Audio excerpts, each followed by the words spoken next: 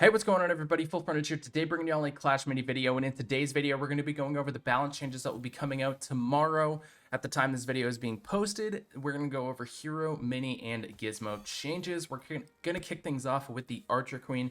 The Archer Queen is going to have her Aura Inspire ability. It'll be fixed. There was a bug where the Inspire was not adding the duration when you upgraded the skill, but that is going to be fixed. Now, the Archer Queen is already really strong with that, so the Archer Queen's ability for the Aura Inspire is going to be getting a little bit of a nerf. It's going to be a 30% speed up aura for 1 second every 6 seconds, and its max level will be plus 15% speed up instead of the plus 20 that it was, and also Clash. It will not be a Clash ability anymore. Countess is going to have a base energy increase to 7 from 6, so it'll take longer for the Countess to cast super, which is a little bit of a nerf for her.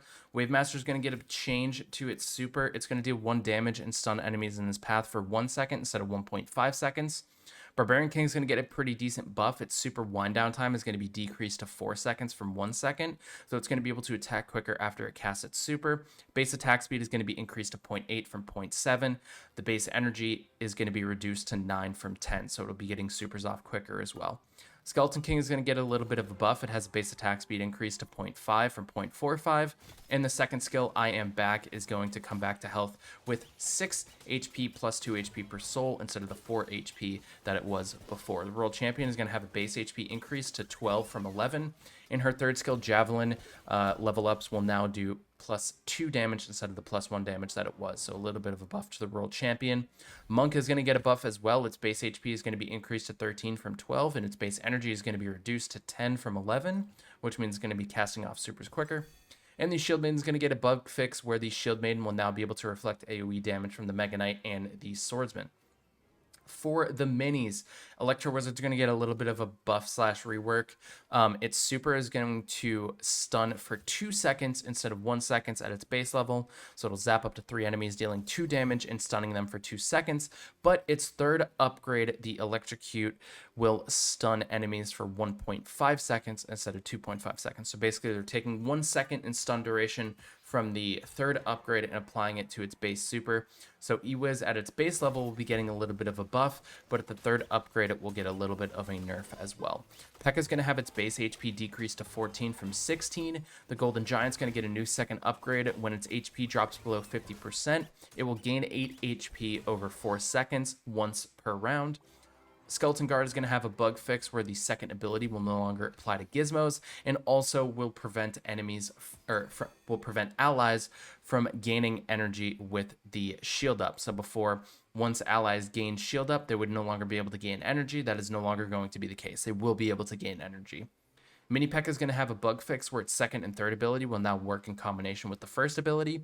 Bowler is going to be getting a buff. Its base HP is going to be increased to 12 from 11. Its base attack speed is going to be increased to 0.35 from 0.3. And its attack speed per upgrade is going to be increased to 0.15 from 0.1. So a pretty significant buff for the Bowler there. For Gizmos, we have the Training Camp. It's going to be getting its plus 1 attack buff removed, but it will be Boast for the plus 1 attack. So right now it grants plus 1 attack immediately at the start of the match. That is no longer the case. Allies within the range of the training camp will only get that plus 1 attack per enemy that they kill for a boast, so it no longer just default gives that. Wartoot is going to have a base HP increase to 26 from 24. Hot Pot is going to have a base HP increase to 15 from 14, and it's going to boil in 7 seconds instead of 8 seconds when summoning the Potter, and the Potter is going to have a base attack speed increase to 0.6 from 0.5. Mucho Puncho is going to be able to attack a little bit quicker. Elixir Collector is going to have its base HP increased to 16 from 15, and will also pump out Elixir quicker that you gain.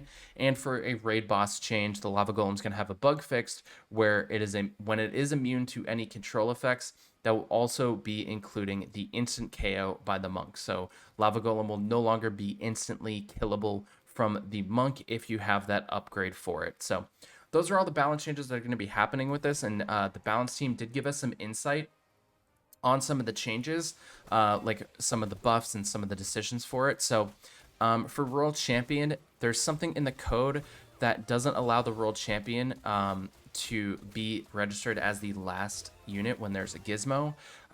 So therefore you kind of have to buff the world champion because it's not even going to be able to use its ability. The team is aware of this. They said they would rather just change her abilities, but obviously that's not going to be done. So this is kind of like a band-aid patch for the moment for world champion. So appreciate the insight on that from the balance team. Monk, if it silences 2 or more units, then Monk is really good. If it doesn't silence anything, then it's pretty bad. And also, they're buffing the Barbarian King and the World Champion, which is a counter. And the Wave Master and Countess aren't really receiving big nerfs. Countess will still be dominant late game, but she'll actually be weaker in the first 2 rounds. Now she'll kind of be okay. So we'll see how that goes. Archer Queen is going to be... Archer Queen was even too strong for this matter, so... They're going to be, even with the bug upgrade, like the bug for her upgrade, she was still really strong. So they kind of have to nerf Archer Queen because she would be too dominant even with the fix. And then plus the training camp nerf will help a lot with that.